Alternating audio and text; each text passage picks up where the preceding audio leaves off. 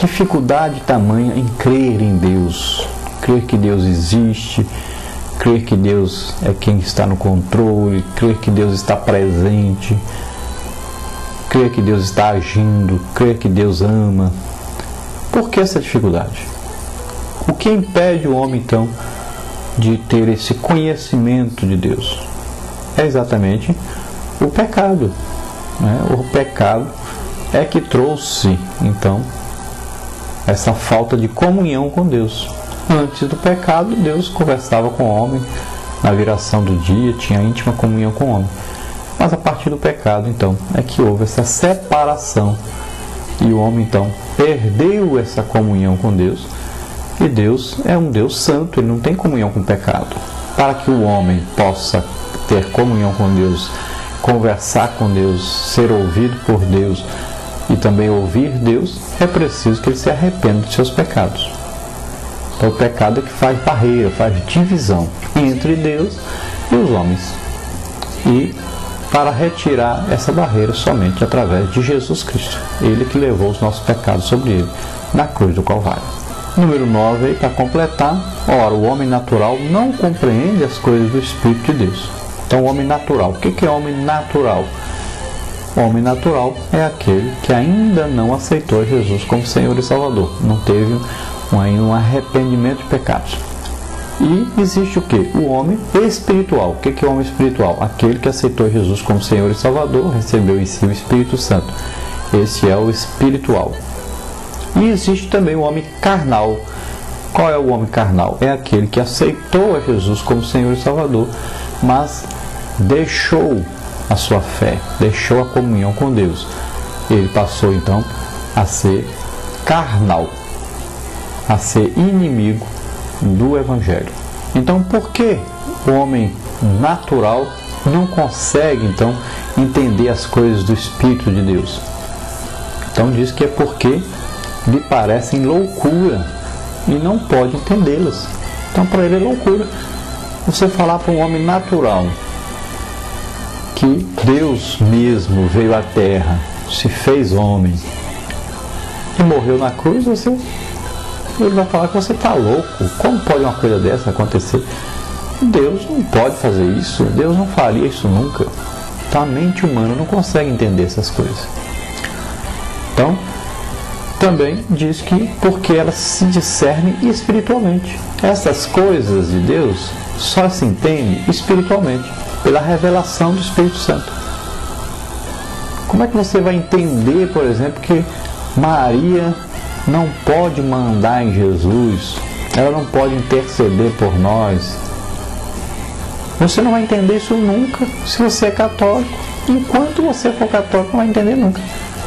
A partir do momento que você tiver um arrependimento de pecado e aceitar Jesus como Senhor e Salvador, essa coisa passa a ser clara para você. Você vai entender assim imediatamente que isso não é verdade, que isso é ilusão das pessoas, porque só existe um mediador entre Deus e os homens, que é Jesus Cristo.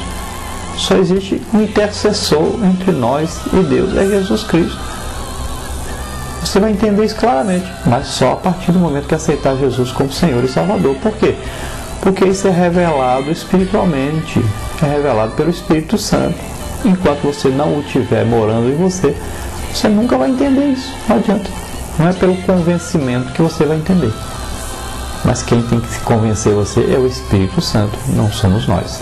Contudo, então, a existência de Deus independe da incredulidade dos homens. Então, Deus não depende do homem para existir, para ser Deus. Tanto faz o homem acreditar como não acreditar, Deus continua sendo Deus. O nécio, em sua ignorância ou orgulho, diz: não há Deus, mas os céus manifestam a glória de Deus e o firmamento anuncia as obras das suas mãos. Então os nécios, aqueles que não querem entender mesmo, ou aqueles que não procuram entender, na sua ignorância, né, ou no seu orgulho.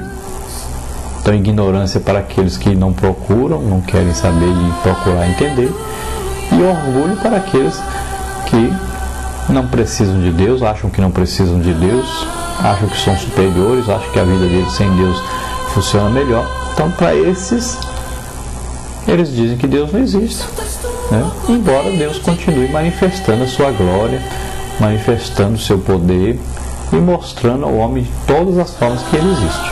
A diferença entre o Deus da Bíblia e os falsos deuses. Então, na pergunta número 10, pelo que foram inventados os falsos deuses? Então, como se chegou aí a adorar falsos deuses? De onde vem isso? Então, pela imaginação humana, pela imaginação dos homens. O homem imagina de repente que lá o satélite é um deus e pronto. O homem imagina de repente que uma vaca é Deus, ou que um sapo é Deus, que um rato é Deus, como na Índia existem milhões de deuses, né? Então o homem inventa que isso aí é Deus e pronto. O homem acha lá uma imagem dentro d'água e diz que aquilo ali é um Deus para ele e pronto, a partir daí é. O homem pega lá um pedaço de madeira, corta ali, lixa tal, faz ali um Deus, se ajoelha diante desse pedaço de madeira e diz que está diante de um Deus. Pronto. Então vem da imaginação do homem. E é um pecado contra Deus isso.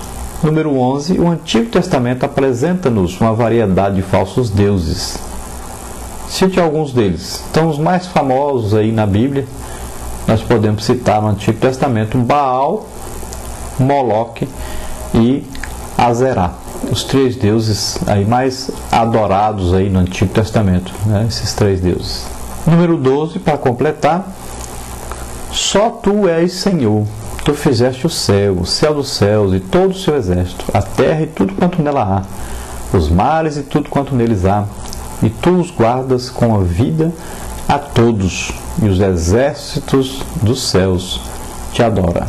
Então veja bem que todo o exército de Deus adora a Deus, e tudo foi feito por Deus, tanto o céu como todo o exército de anjos, né? Arcanjos, serafins, querubins, tudo isso foi criado por Deus. Na pergunta número 13, nas Escrituras temos várias referências à eternidade de Deus. Cite pelo menos 2 referências bíblicas. Estão falando sobre essa eternidade, que Deus é eterno. Deus não tem princípio de vida, nem fim de vida. Deus é eterno. Deus não foi criado, Ele é o Criador. Então, o Deus eterno te seja por habitação, e por baixo de ti estejam os braços eternos. Você veja aí Deuteronômio 33, 27, Isaías 40, 28. Mas o Senhor Deus é a verdade, Ele mesmo é o Deus vivo e o Rei eterno. Jeremias 10, 10. É claro que existem vários outros versículos, mas vamos citar só esses 2. Na pergunta número 14, os deuses falsos são mortais. Dê exemplo disso. Segundo a mitologia grega, a deusa Perséfone morria cada ano. As folhas secas do outono representavam o seu fim. No inverno, os deuses morriam e ressurgiam na primavera. Começam a viver numa época, morrem noutra época. São deuses que são mortais, na verdade, não são imortais. Número 15. Como são os cultos aos deuses mitológicos? Então nivelam-se as baixezas morais dos seus seguidores. Então prostituição, existe lá todo tipo de coisa nojenta, oferendas de charutos, cachaça, sangue de animais, de galinha preta e tudo, oferecidos dizendo que é a Deus.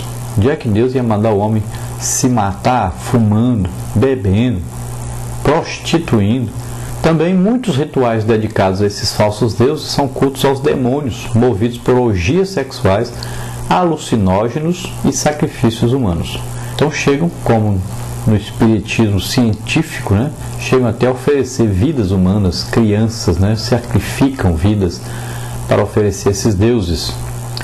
Muitos também chegam aí a ir a cemitérios, buscar aí coração, rim, fígado, buscar órgãos das pessoas para comerem, dizendo que estão fazendo aí uma oferenda a Deus, um culto ao Deus deles.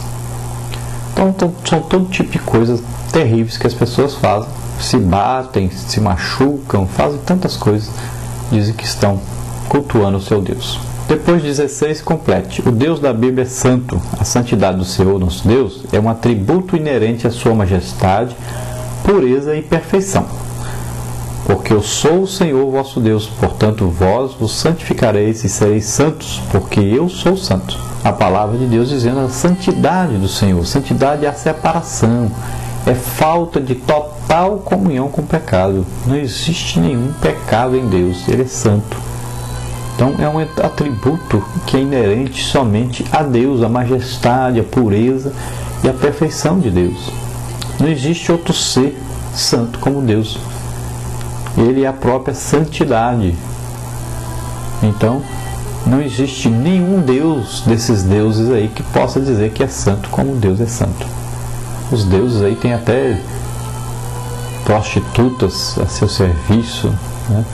Muitos acreditam nessas mitologias aí que os deuses